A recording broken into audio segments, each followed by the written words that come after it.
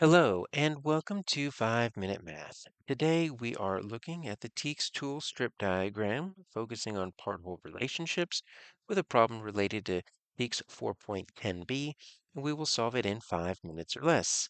If you haven't done so already, please go ahead and take a moment to pause the video, work this problem out on your own, unpause it, and we will look at our answers together. So, Demi buys a used bicycle and then spends some money on the seats and the paint, and then she sells it for $80. What is Demi's profit? Well, how can we figure out what the profit is? Well, you need to think about two things. First, how much did she sell it for? So we've got the selling price, and that was $80. So that seems like a lot of money, but think about all the money that Demi put into actually buying and then fixing up the bicycle. So we need to take the selling price, and then we have to take away the cost of the supplies or any labor or materials. So all these other things right here, the cost for the bicycle, the new seat, the paint. Once you take all that away, you're going to end up with actually how much money you made as profit. So our selling price is going to be pretty easy because it just says $80. So this is actually going to be our total. If we're thinking of a part-whole relationship, we can think of it like this. All right, so I'm going to go ahead and put a strip diagram together. I'm going to put just 80 down below as my whole or my total. Now, this is going to be supplies cost. We've got multiple parts. One part is going to be the $35. One part is going to be the $12.50. One part is going to be the $6.75. Now, all of those don't make 80. There's another missing part. That part is the profit. That's the part that we need to make sure we include. So I actually need four parts. So I've got $35 to actually buy the bicycle. I've got $12.50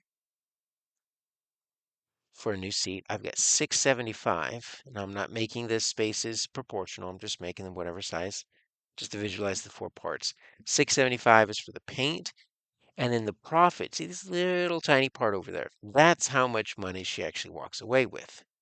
So what we need is we need to figure out how much does actually all of those three things cost. $35, $12.50, $6.75. All right, so let's do that. Let's put three of these items together. We'll line them up using the decimal points. All right, so let's go ahead and add. So I've got 5, that's 12. And I'm looking 1 and 5 make 6. 6 and 6 make 12. Add the 2 is 14.